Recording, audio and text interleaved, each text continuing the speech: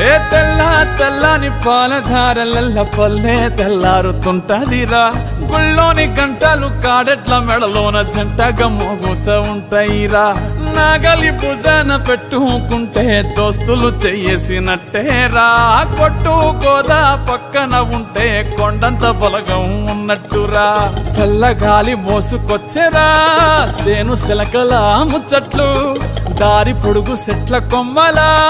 రాలుతున్న పూల సప్పట్లు గట్టి మోపులు కాల్వ గట్టులు చెమట సుక్కల్లో తడిసిన ఈ మట్టి గంధాల పల్లెటూరు దీని తీరే అమ్మ తీరు కంగులోన దాసి పెట్టి